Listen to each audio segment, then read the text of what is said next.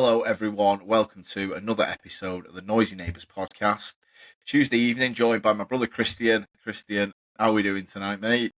Yeah, you're right, bro. Good weekend. Yeah. I feel like we've not done this for a while. I don't know. I know. Was it the I was Grealish on the thinking piss this. pod? Was the last It one? was, wasn't it? I think it I was. think Yeah, so. it does feel like a while, doesn't it? I think And we've it's done a only couple of watch-alongs, haven't we? done the watch-alongs, and it's only been a couple of days since the weekend. But yeah, you were the early, probably why it feels a little bit like we've not spoke about it. Yeah. So it was a big game in terms of the top four race, top five, whatever it is now. I don't even know if you call it top five. So yeah, City lost 1-0 at Nottingham Forest. It was quite a big one in terms of the point swing. You're now 4 points behind Forest, who are sitting third. You have dropped to fifth. You're level with Newcastle in sixth and a point ahead of Brighton in seventh. So it's very bunched up, very very close in the league table. So yeah, I suppose let's just get straight into it. Your sort of reaction to the game and what were you particularly disappointed with in such a big game, really? Because I think if you'd have won, you would have gone above them. Oh, you would have comfortably gone above them. So yeah, you'd have been sat in third now, probably on the tails of Arsenal. So yeah, what do you think, Christian? Talk to me about it. I think the biggest thing for me at the moment is just the level of acceptance from the players of the level we're at, and it just seems we're a shadow of our former selves. I think the players seem to be so okay with it, playing side-to-side football, possession with no real intent. And not only that, I think they're being protected by Pep. And I feel like Pep's had a bit of a pass from me. And of course, he deserves this, by the way, after what he's done. Like, they've reigned supreme for so long. But there comes a point where you've got to still criticise tactical decisions and poor tactical decisions, which we've seen all too often this year. For instance, Bernardo being put onto the right and Savinho being taken off when we need a goal. I do not understand how he's still making the same errors in terms of putting an absolute washed Bernardo Silva on the right wing. It makes no sense to anyone in football. No Man United fan. We have a few United fans that have subbed to the channel, and you yourself, big United supporter. There's no opposition fan or United fan that would even say that's a good idea, apart from if you just want to laugh. Because we're incapable of scoring when we do these things. We offer no threat to opposition, and that's ultimately what you saw. We look easy to play against for any team these days. If you set up well and you're a relatively well-drilled side, you will get the better of us because we can't score and we're very, very susceptible on counters. Yeah. I mean, it's you're right with Pep. I mean, it's been slipping a bit all season, and we'll come to the January window in a second. But I just think that it feels to me like no matter what whatever he's searching for in this squad, he can't seem to find anything consistent. You've won the odd game here and there and played quite well in half an hour patches. But even in the games that you've done really well in, like Newcastle had a pretty good foot in the first 10 minutes. The one on Boxing Day, I can't remember who you ended up beating quite comfortably, was the same. And then obviously they're very good defensively, Forest, and they sit in. They are very dangerous on the counter. I thought it was a tough matchup going in. But you keep leaning to City, thinking, well, experience. We've been here before. Forest haven't. The pressure is cranking on Forest now because it's like, shit. Are we actually going to get? We're nearly there. Are we actually going to get? Are we actually going to qualify for the Champions League? You know, it's insane now. Now you've got 10 games left. Now you can feel you can see the finish line. But they were quite comfortable, and yeah, I mean, the team. I'm just looking at the starting 11 now, and I mean, I did watch the game, but obviously it was 3 days ago, so just refreshing my memory. So going back to the one holding midfielder, which was Nico Gonzalez, which he's not, by all accounts, he isn't even a holding midfielder. Then Foden and Bernardo in front of him with Doc and Savio. He's very, very offensive. So he's gone all out attack, and you've not scored. And that's what jumps out to me, is that you've gone with you've not played Gundogan, Gonzalez, Kovacic. He's gone with 5 attackers. And didn't And we don't look really dangerous. create much. We don't look dangerous. Unless I'm missing something. No, it's the same stuff like Alex, you the said. thing is, what's annoying me with Pep as well is he keeps coming out after the games and he's saying, I'm proud of my team today. It looks more like my team. They're playing well, played really good football.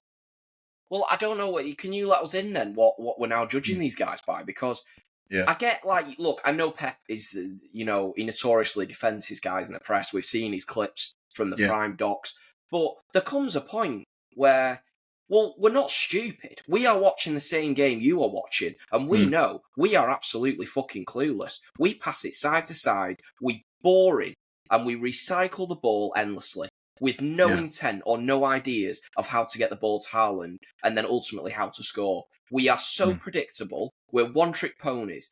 If you know how we're going to play before the game, especially with the lineups currently. Foden offers absolutely nothing because we see none of his driving runs anymore. He's getting a bit of a pass as well. I've watched a few fan channels, and they're saying he's not. I like some of these guys that have got these fan channels, but I really disagree with their opinions regarding Foden this year. They're saying his dip in form can somehow be leaned on Rodri. So I watched the same. I think I watched the same person saying you've seen it, right? Okay, I have the same opinion as you, by the way. I think that's we cannot seriously be sat here saying a PFA Player of the Year and one of the best. By the way, and I said this myself, you probably did.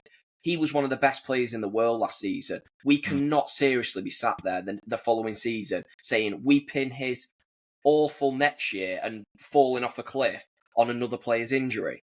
Come on. Well, if that is what we're blaming it on, then we can't ever have said he was world class, because a world class player, we could not then say, oh, the reason his downturn in form is because another guy in the team's out. Well, he was never class to begin with. Then, if we're going with that, which by the way, I don't agree with. I do think Foden is class. He is having an absolute fucking shocker, and things need to be addressed. He is. He might be making runs, but he isn't doing anything on the ball. And to be honest, he doesn't even look like he wants the ball. When he has it, he looks like he wants to offload it quickly. He looks like he has no confidence, shot to bits. He wants to get it out of his feet and give it someone else. I don't know what they need to do with him. Yeah, he looks like the player who was at the Euros. Yeah, he does. Yeah, he does. You're we had exactly Declan right. Rice and Bellingham in there with him. So, yeah, with Foden, something's off. Something is massively off. You see it in his body language. I know it's easy to say when things are going bad, but something's not right. I don't know what it is. No, I can't pick it up. I know the guy we're talking about, who we mentioned about Rodri affecting Foden, and the reason I don't like that is because I have watched City games where Foden has picked it up in the pocket, and he has been very ponderous on the ball. He's not been aggressive. He's not got it out of his feet. I think of that. Yeah. He always referenced the Madrid goal, massive game last season in the first leg at the Bernabeu. Into him, one touch, bang, turn, top corner. It was just instant. He didn't even think. He didn't even have to look where anybody was. He was aggressive. He was confident. I guarantee if he received a pass like that, I can't remember who played it to him at the Bernabeu, he would take 2-3 touches, probably try and turn it around the corner and lose it. And that's where he is. Bernardo, legs have gone. Nico Gonzalez, not really a holding player. I'm not sure what he is, if I'm honest, from what I've seen. Alex, again, we're leaning back to when I came out and we said on the channel, City have got to start making some hits in the transfer market now, because you're getting dangerously close to, keep signing and then up to the level of of who were before him. And unfortunately, I'm looking at Gonzalez. He did have a couple of good games, and I've seen him, and I'm like, yeah, okay. But the games I have seen him was against Newcastle, and they were exceptionally poor. Looked like they'd been on the piss the night before. It was not the Newcastle team that we're used to watching. So he got a little bit of a pass. I know people could watch it and say you're flip-flopping, because if you do watch my analysis on him then, I can only call it as I see it. I watched that game. He did look very good. But, listen, I've then watched him since, and was that more because of how poor Newcastle were? Potentially. Because the Nico Gonzalez I've seen since then has been an absolute shadow of that. And whether that is down to his position, if that's the case, why have we signed him? Because we ultimately were crying out for a defensive midfielder. And if you're telling me we are seriously going into next season and we're saying we've still not replaced or got any sort of idea of a rotation for Rodri, we are still peddling fucking trying to get rid of Calvin Phillips. Well, how long are we into this?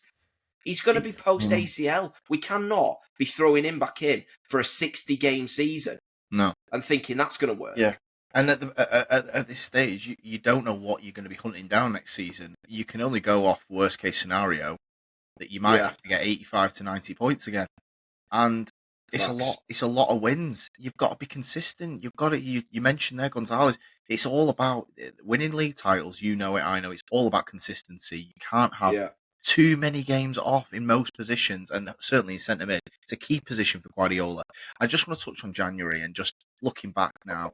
City went big in January. I think it was like 200 million across 3 or 4 players. Was it?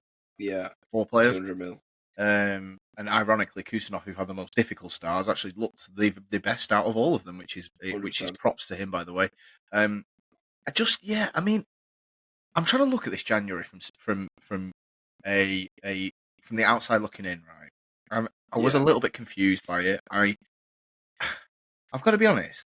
I don't know why City really did it, right? And look, if all these players are great, then fine. It was a great window. If you sign 4 good players, it's a good window. It doesn't matter when you do it and how much you spend.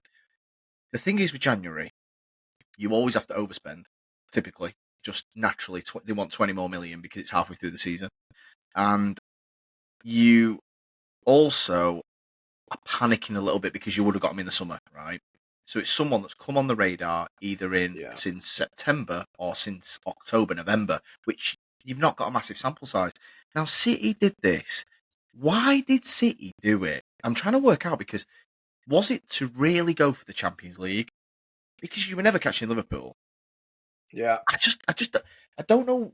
Look, and you might go and blow another 200 in the summer. I'm not saying it's like it's hampered you. They are going to, yeah. It just seems strange that you went so heavy in Jan and nothing's massively changed. I appreciate that. It's a lot to ask of new players, but what do you think about Jan and looking back now with hindsight? Do you think you should have maybe just got to the summer and then done the business? Like, what do you think? It's a tough one. I mean, I think we were in dire straits. I don't think it's really changed much, so I do agree with you there. Apart from Kusanov has really helped us. In terms of the offensive line, Marmoush is struggling to fit. I think Pep's struggling to fit him into a system. Doesn't really know where he wants to play him, and I think that's been brushed over. By the way, I think he's one of our highest paid players now. You're looking at this like he needs to fit. He's now one of our main players for the future, and it looks like we don't know where we need to play him. So that's a major concern. And by the way, when you were saying just then of players who have maybe come on the radar since September, I think we can all comfortably say Marmoush, it fits that label perfectly, doesn't he? Yes, he did have a good season the year before. Maybe there might have been rumblings, but I think his performance between August, September and January was what has swayed City to go, we'll go and get him. And we'll put him on a ridiculously high salary. We've got to somehow figure out a way in which him and Haaland can play and we can get the best out of both, which I think is going to be remarkably difficult, to be fair, because the way Pep is playing at the moment is he's favouring the 2 wide men who are pacey. I don't really know where Marmoush comes into that then, because for me, he's not creative enough as a 10. So you are not going to see him step into some sort of De Bruyne role. I think anyone that's thinking that is delusional. He's a completely different player to that. He's the ultimate second striker.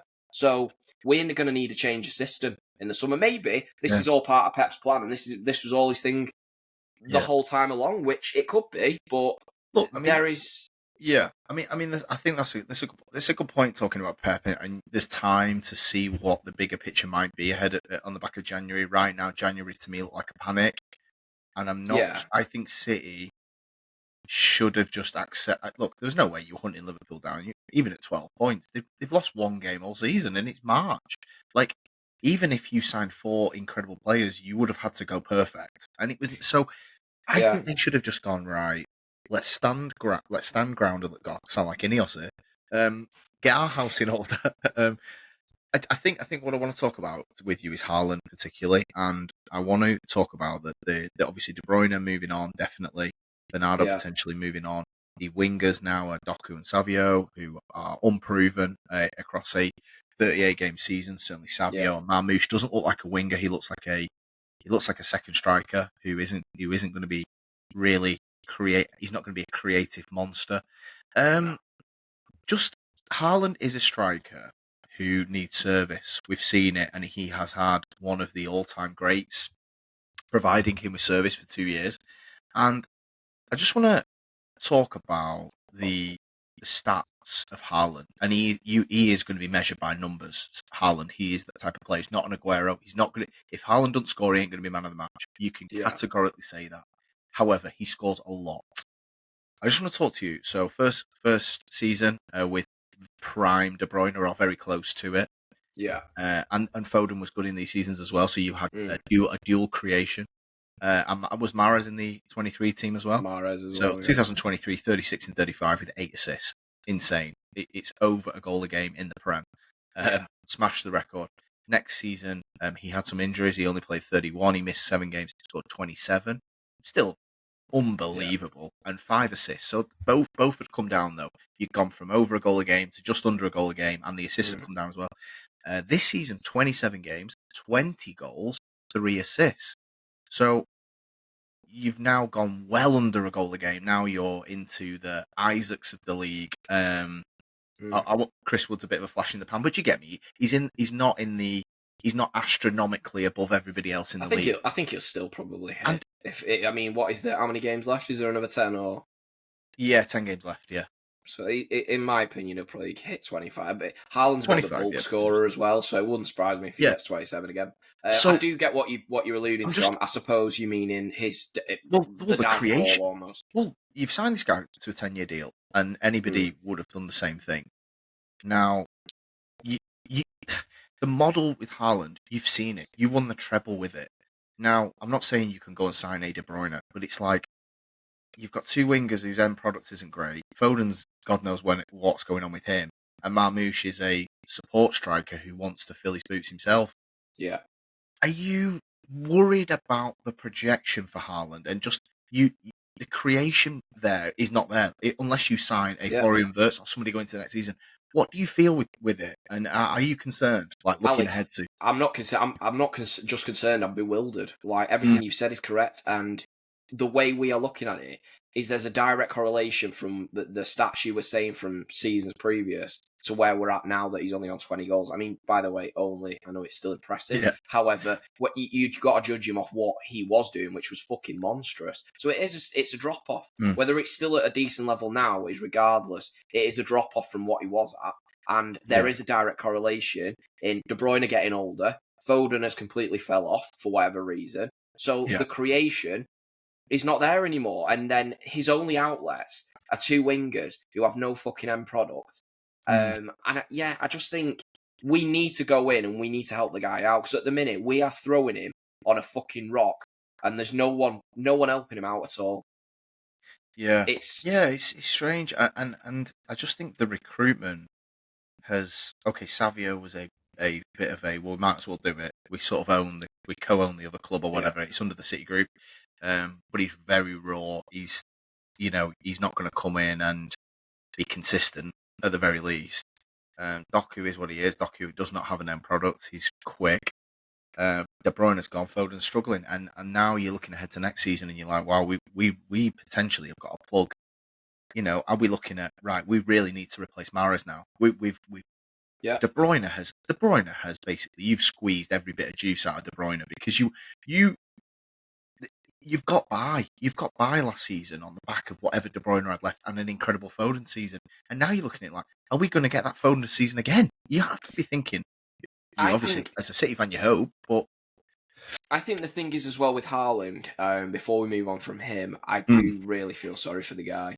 I think he's done remarkably well to get the numbers he has, bearing in mind the service he is getting currently. I really do. I really do think he's done exceptional. I think, when we were talking before about if people are saying the reason for Foden's downturn in form is because of Rodri's injury, right, well, what are we going to... We can't use that same thing with Haaland then, can we? Because he's still got 20 goals with a completely washed De Bruyne, who looks a fucking mere shadow of himself again. Yeah. And he's got Bernardo being put on the wing sometimes, who just looks to pass it back to the fucking fullbacks most of the time. Yeah. Foden has fell off. So you can't have it both ways. You can't say well, he's actually performing and still getting 20 goals, and Foden has completely fell off and No, I'll take your point, yeah. we're getting nothing out of him at all. You know what I mean? Yeah.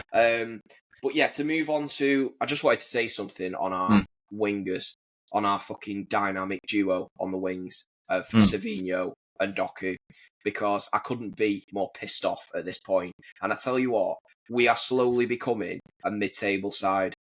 And we're seeing it happen, and we've seen it happen before. Look at the state of United because of these sort of buys, and we are going that way, I'm telling you. You look at Fulham, right? They've got Iwobi and they've got Adama Traore. Now, 1 week, they will look ridiculous because they have them Neymar-esque games in them. But on the whole, you are going to get Adama Traore and Iwobi performances, which is quite poor, wasteful. They've not really got much end product. Who does that remind you of? Yeah. No, you know what I mean? And we're wondering why we are where we are in the table. I think we're fucking overachieving currently because we've got two wingers who can't do anything. Yeah, I mean, you're 5 points above Fulham in 10th, so you've justified yourself there, and it statistically backs you up. Brighton, Mitomo, you're right. You're in this ilk now of we have got a big dog up front who looks like he will still always get 20. I can't imagine City's supporting cast will ever be this bad in the near future, and if it is, you are, like you said, you are descending even with Haaland. You're fifth with him. I mean, look, 4 in a row.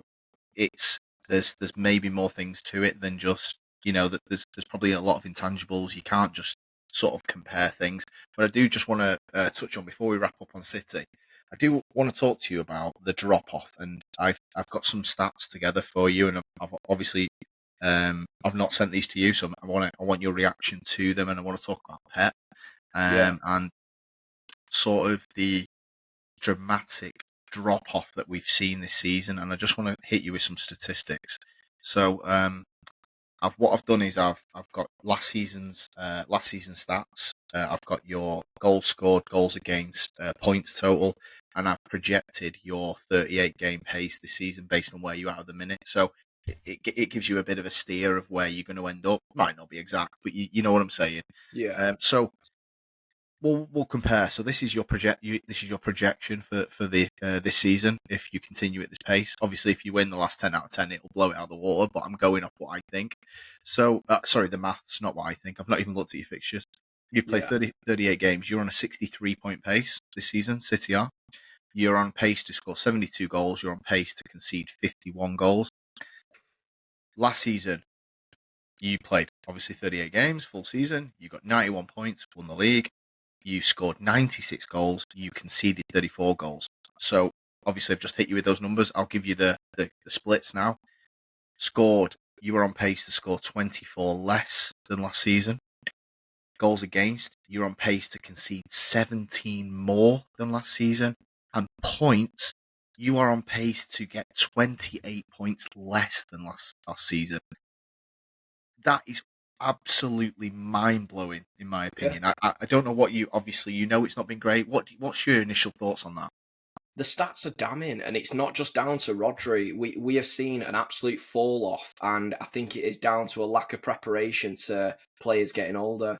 The fact that people forget how old De Bruyne actually is, and we made no effort to sort this out before the bus hit us. We saw the bus coming, but we didn't get out of the way, did we? Do you know what I mean? We're still peddling Bernardo and De Bruyne. I don't understand why we haven't... A team and a board of directors, and who have been so fucking impressive, by the way, at doing this in the past.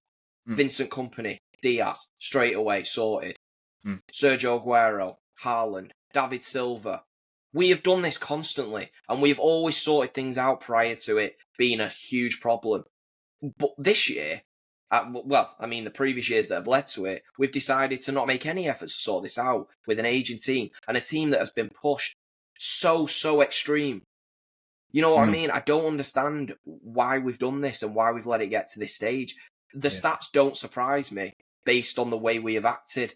And Sorry, I was just going to say, are you a little bit concerned that on the back of you're now playing catch up, the points you've just made, you left yourself short, the summer came and went, you didn't do anything really, whether that was related to the charges or not. You signed one player Yeah. and went in with Bernardo and De Bruyne on a bit of a prayer, really. Obviously, the Foden drop off you can't accommodate for, and the ACL to Rodri. But De Bruyne and Silva drop in this. You could have foreseen it. You saw them in the FA Cup final, De Bruyne and the Euros. De Bruyne was struggling, man.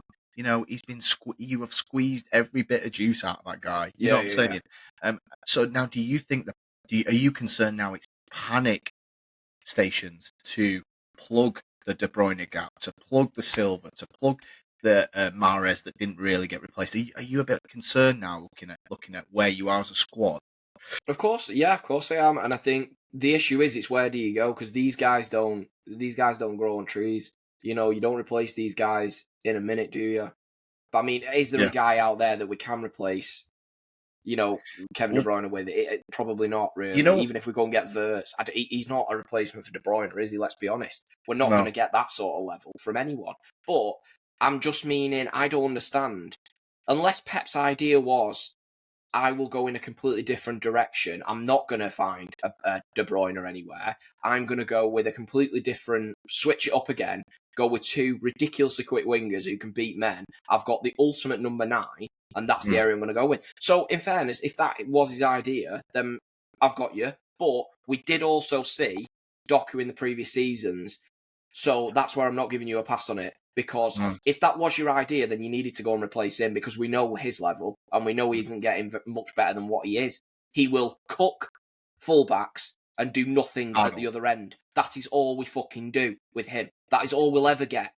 And Savinho, my assessment on him currently is not too dissimilar.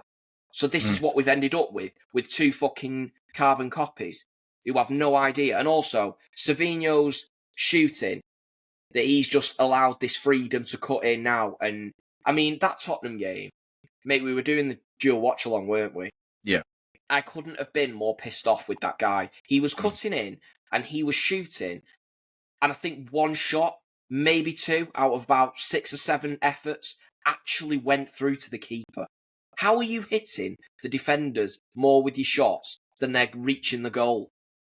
Yeah.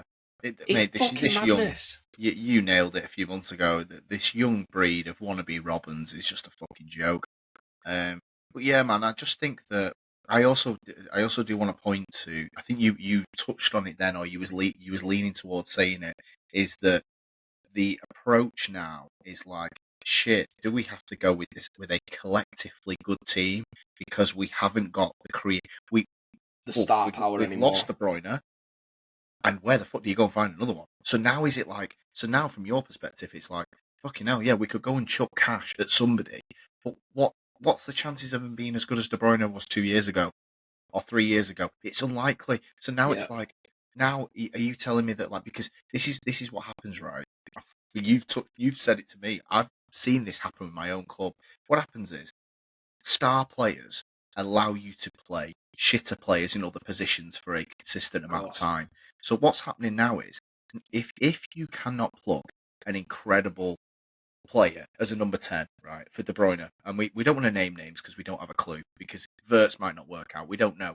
But say if you sign a number 10 and he's not as good as De Bruyne, which is very, very, very possible, by the way, now you start looking, Gavardiol, can't play him, Edison, can't play him, you know, Gonzalez, Bernardo, all these other chinks in the chain now, they're not chinks in the chain anymore. The chain's snapping because De Bruyne covered everything, because you're winning 4-2. Oh, he's great, Guardiola. We won 4-2. Yeah, De Bruyne's creating fucking 10 chances a game. Now, it's fucking 0-0 in the 70th minute. And he's having a bozo moment, yeah. And he tucks in, like, for the fucking goal, and Edison soggy bread hands it in. But it's the point of, that might have happened 2 years ago, but De Bruyne would have had you 3-0 up. And Foden as well, you know, not just De Bruyne, obviously. And that's where I don't know what's going to happen next year. Like you said, we can't get inside Pep's head. I mean, I daren't anyway, with the amount of stuff that goes around in that guy's head. But it is. I must admit, from my perspective, I see the panic, and I also think of how you correct this, and you want to get straight back challenging. You know, 1 year can turn to 2, can turn to 10, can turn to 12. Yeah. Not saying that'll happen, by the way.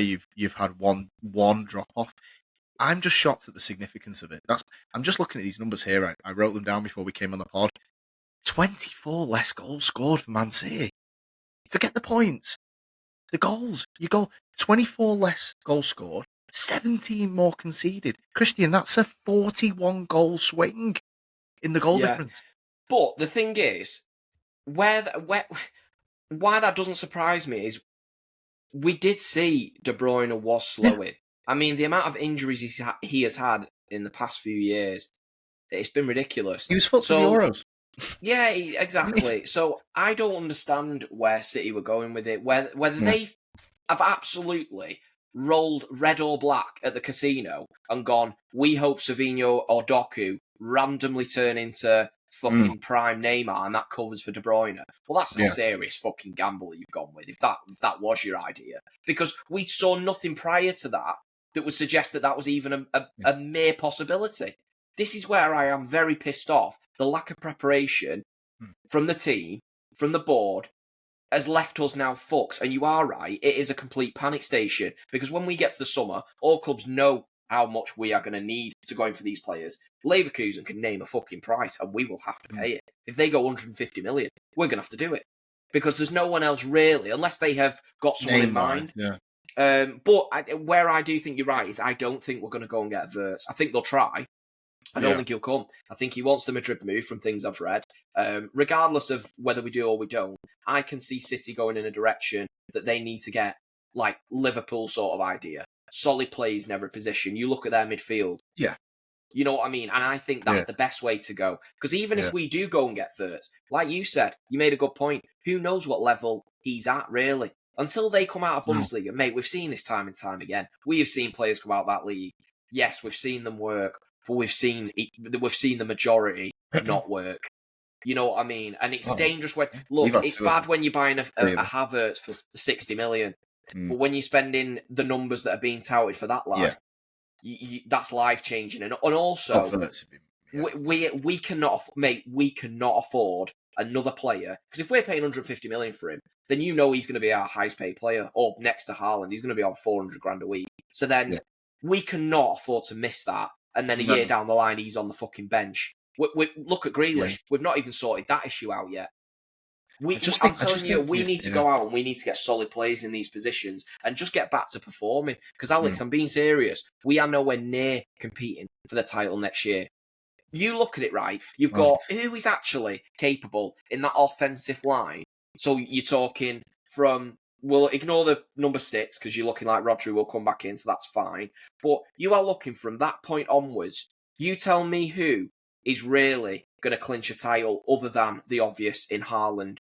Because we can't say Foden, because all we've got is a year of him stinking the gaff out and looking like he's scared to even touch the ball. So we can't really say much on him. We don't know whether he's going to recover that or sort it out in the summer and come back.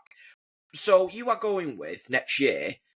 You have to replace Doku and Savinho, in my eyes. I'm not saying...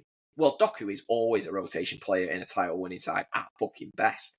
That's a compliment to the lad, if I'm being honest. Savinho, give a bit more credit to. I do like him.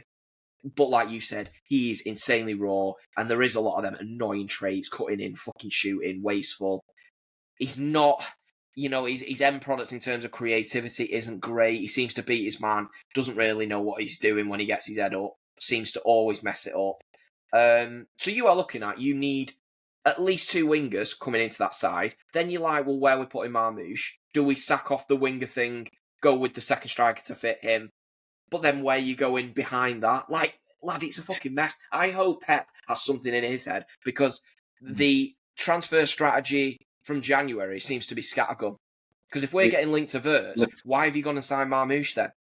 Because Marmoush is not anyone that says, it's a replacement for Alvarez. It wasn't really, though, was it? Because Alvarez is a legit number 9, and Marmoush is not. And Marmoush is being played further deep. He's only played number 9 fucking once. Yeah. And he wasn't good. I know. I mean, that's the thing. And if you're going to change system, why did we not do it and keep Alvarez, who's a legit star? Well, that's turned out a great decision, hasn't it? You know what I mean? You look what he's doing. Well, yeah, fucking hell, yeah. Just before we wrap up on City, Christian, just want to talk last thing. I just want to talk about. We've skirted around it a little bit with the with Guardiola and obviously the where he's been with setups and starting 11s this season, and he can't seem to find anything from the last 3-4 years of what's been great. I just wanted wondering. I mean, this might lead into your point of he is going to change something dramatically. It might be system, might go with something completely different. Do you think that because he's never struggled like this in any season ever, Guardiola, he's always been very consistent and his style of play, I've always said it. The reason the point totals are high is because he bullies teams, and it's very hard to beat. For the mid-table and bottom half of the table teams, it's hard to beat that system. They press you really well, and they don't give it away. It's simple. It's the ultimate La Masia tactics that Barca are born and bred on, and with the players he's had, it's very hard to beat. Hence, 100 points, 95, 96. It's because you're thumping the bottom 14, 15 teams of the league all the time. I'm just wondering, like, what you think of, because I've seen it happen in football where football goes in waves, and I've seen it 4-4-2 was the dominant era, then it was 4-3-3, then it was sitting back 4-3-3 counter-attacking. Now Guardiola's pretty much been 4-3-3 all his career, albeit we've seen some mad shit in the treble season. Do you think, based on what we've said, that the squad isn't perfectly geared up for how he's been playing? Also, the struggles this season. Do you think we could be seeing Guardiola considering something like 3-4-3 or something completely different? Or do you think he's going to give it another go with what he knows? Where are you? I don't think he'll give this another go. I think there's no world. I think there's no world in which them two wingers are playing. So you're thinking a big change? Oh, he's changing. He'll be changing a lot. Yeah, he does this. Pet though. Like he'll come out and he'll go. These players will always remain in my heart that have played in the wrong positions. He's referring to guys like Nunes. They'll be the first out the fucking door in the summer. He's ruthless. He says this shit, mate. But and this is what I mean. He will. He's like a fucking mind, like a sieve. He takes everything in. He will have downloaded all this information from these games, and when it gets to the summer, you are not his guy because he's give you a chance. And I really don't think that. Listen, the guys. Savinho is young, so he will have a chance to establish himself as maybe Amara's replacement one day. But he needs to drastically improve, and I think a loan move would possibly do him well at a club that could possibly fit our model. Because he's not that level yet. You know, he's too, and I don't think we're doing him any favours subjecting him to this week in, week out, because we're getting the same sort of results from him, which just suggests he's not ready yet. And I think it's unfair on him because we're pinning a season on these guys that they can't help it. That is their level. No. We just didn't move to replace. I mean, we had Riyad Mahrez. I put something on my Instagram the other day, and I was watching clips of him, and I was just like, "Fuck me, we have gone from a world class winger, like one of the best wingers in world football that we had in that position, and we're now like, oh, we've got a guy that might be all right in a few years." Well, this is where we're at. This is what we've done. This is what we have done to ourselves. We've created you know, I saw it with Lee Gunner said this about Arsenal, and don't get me wrong, I know he's referring to a different point, but when you cannot lean on this bullshit excuse that Pep has a few times, we have a very young squad. Like Lee Gunner said about Arsenal at the time, it's young by design. You picked it. Yeah.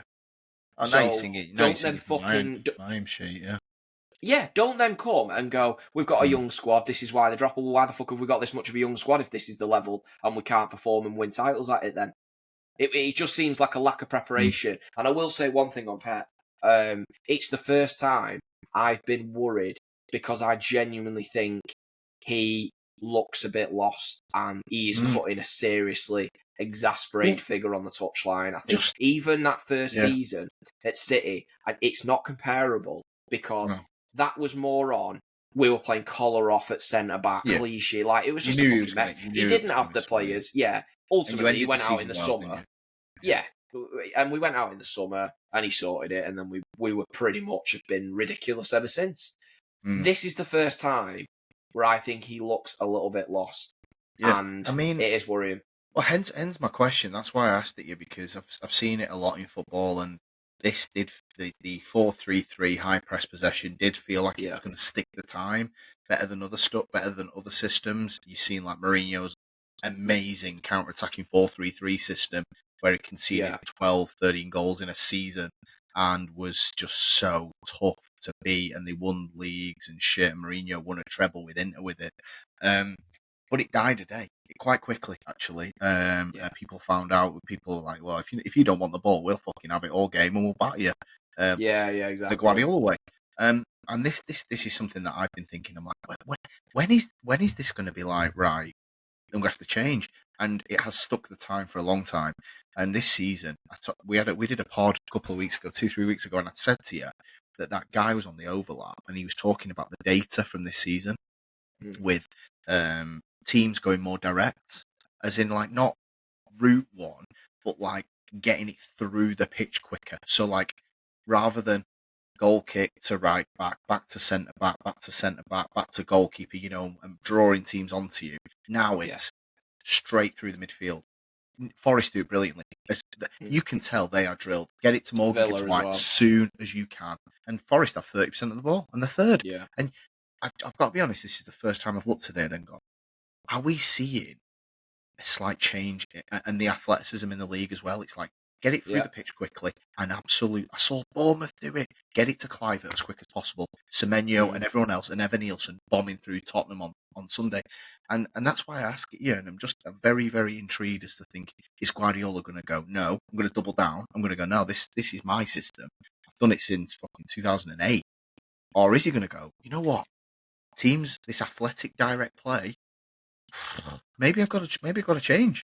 I think the thing I'd say in response to that is it wouldn't shock me if he does double down, because Pep is like that. However, right, if he does double down, I'm not saying it won't work. It won't be with the players he's currently running Fair with. Enough. That is all my point is. No, I'm not saying I'm not saying it ain't going to work. I'm just saying it's like you said. It's the first time you're actually sat back. You said it there, Guardiola. He is trying to find stuff. He ain't just rolling these boys out to lose. Guardiola fucking hates losing. Or we all do. He is trying, but it's like, I'll go Bernardo and Foden. I'll go back to what I had with Silva and De Bruyne 7 years ago. I'll go with two attackers ahead of Gonzalez. It seems, mate, it seems a bit desperate. These recent times and the tactical decisions. This is why I said what I said before, that he's not immune to criticism, because it seems like he's a bit lost, and it seems like he's chasing things from the past. Yeah, I'll go with what I trusted then. Yeah, but Pep, we can't trust them now because you've had the evidence. We've watched this shit all year. We know where they're at in their careers. So we can't be still trying to peddle them in these. I mean, slinging Bernardo out on the wing for the last 20 minutes when you need a goal. Why are we doing it to the guy? Wait, I'm not even taking the piss. I'm being serious. Why are we doing it to him? You know what I mean? And then, Alex, there's just one more thing before we do wrap. So on the De Bruyne subject, I just wanted to say this. Do you remember Aston Villa when we nearly ended up slipping the league title in the last game of the season, right? So if you look at, we've had a few games where we do pass it side to side and we look fucking lost. And that was one of them games. We ended up in a bit of a mess of a situation. We looked like we weren't going to score if we played till next month. Yeah. But what ultimately fixed that? KDB dragged us through, right? So what I would lean to with this is that, does this system that we currently have under Pep, where we have, you are right, bullied teams into submission, and you will get the games where teams are more open and you will beat them 6-7-0, but the teams that are very well drilled and make it difficult, like Villa that day, you need that KDB to unlock. So if the system that Pep is going with needs that, then I am seriously worried, because we've just established ourselves. We know we ain't going to find another one of him. We're certainly not going to get one at that level, even if we do find the next De Bruyne, which would be a fucking miracle. They're not going to come in at his prime level. So therefore, we need to find other ways to win matches. So, listen, it'll be interesting, mate, but that is ultimately my verdict. I totally agree. I think if the system, sometimes you can slip into that false sense of, we're doing all right, but really, he has maybe put a plaster on a broken leg for you for a bit longer than people think, and it leans to the quality of the guy. And yeah, it's interesting looking back now. You think, wow, I'm gonna. has he been covering cracks for longer How than many we think? games? Yeah, when you look at it, how many games Sorry, did when I he? say covering cracks, I mean the difference between winning the league and coming third. Was De Bruyne covering those cracks, and now it's become, we're near winning the league. Now you're fifth, and you're in the top five battle, aren't you? Yeah. Okay, good one, Christian. Thank you for joining us. Appreciate that. And I don't know who you got next. We got Brighton, mate. I think we're going to jump on a watch along, aren't Oh, yeah. we? So sorry Definitely. if anyone wanted to jump on that watch along a weekend. I got food poisoning, so we were going to do watchy, but no worries. We were absolutely. I was feeling right, a bit rough, 3 but p.m. yeah, you're going to come over, so we'll be here together. So yeah, mate, we'll jump on that. It should be a good Brilliant. So I'll see you then. Join us if you can, guys. Appreciate it. Cheers, guys. Laters.